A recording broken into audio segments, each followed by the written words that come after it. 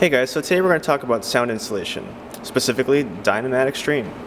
So Dynamat Extreme is a product I've been using for years, and it's a great way to get better sound out of your vehicle without adding a whole lot of weight or using a whole lot of equipment. So I just want to go over the benefits of Dynamat. So it reduces resonance by giving the speaker better foundation, reduces road noise, gives you cleaner bass, improves SPL, and it can also act as a heat shield as well.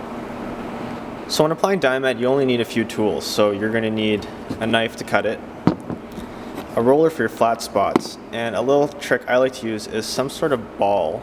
A tennis ball works best for the curvature of some parts in the body panels where it's not flat. So let's look at the product.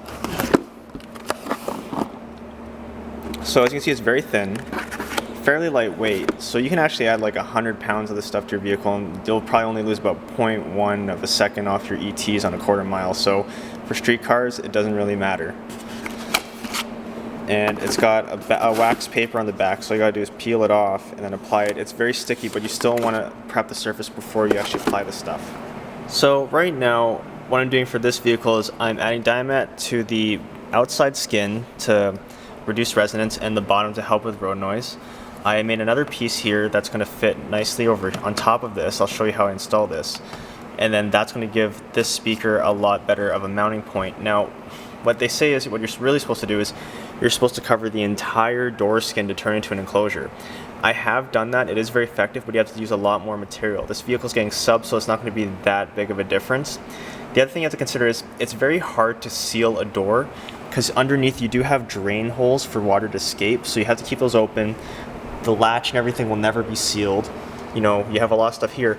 And keep in mind, if you do cover up too much when you have wiring and stuff like that, it's going to be very difficult to get to if you ever have to service it. So you kind of have to do a little bit of a compromise. So the way I like to install Dynamat is just to make the speaker a lot stiffer and do the outside skin to reduce resonance, and that will help the bass bounce back a little bit too. Now, how Dynamat works is it removes resonance.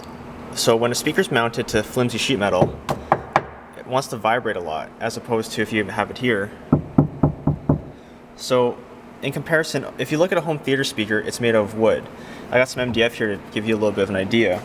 So you can see this is fairly thick compared to your flimsy sheet metal. So what we're trying to do with Dynamat is we're trying to give the speaker a much more solid foundation, so you're going to get less distortion, less resonance, and better sound. Now, Dynamat can be used in a variety of ways. If I mount it here on the speaker, where the speaker mounts to, it gives it a stiffer mounting point.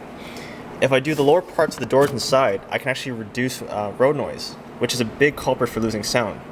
Keep in mind when you're driving on the highway, you always have to turn your stereo because of all the wind noise and tire noise, but if you're sitting in traffic from a dead stop, your stereo sounds great, right? So after you've prepped your surface and you've cut your piece to the size you want, use like an alcohol wipe or a moist paper towel and dry it off and make sure it's really clean. Go ahead and take a rolling tool like this. You just go down to any hardware store and pick one up. Dynamat sells one too that uses wood. This one I just bought because it's cheap. I've been using it for a long time. And you just work it on to the flat spots, just like so. You really want to work it in there. You want to make a good contact so it's very effective at that point, because if you just stick it on by hand and it's not touching a whole lot of it, it's not going to be that effective. For curved spots, like let's say you were to go up in here, what a tip I like to do is I like to just use a tennis ball for that. The tennis ball will actually contour enough to the ridges that it'll make good contact, and the fuzz on it will slide easily over that aluminum shielding that you saw, and it's still hard enough that it'll maintain its shape. So once you got it roughly where you want it, just go ahead and roll on the perimeter.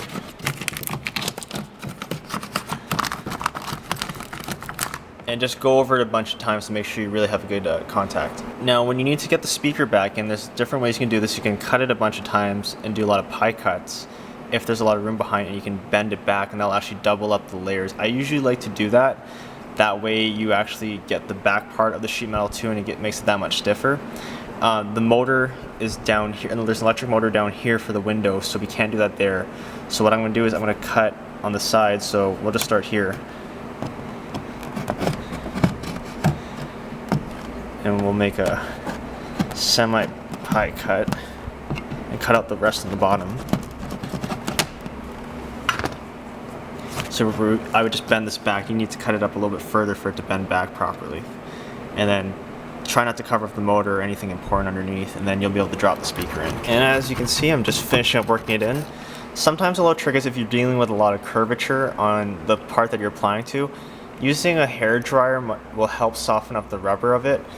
Don't worry about the aluminum shielding splitting. That's not a big deal. It is going to split when you really stretch it, so don't worry about that, as you can see over here. So, but yeah, you want to make sure you're working on really good, and then you're going to have a really nice mounting surface. Another tip when you're working the Dynamat, when you're dealing with curvature that's really narrow or really aggressive, obviously this end of your tool is not going to work that well, but if you use the butt end, it'll actually contour really nicely in there, and you can work it in afterwards.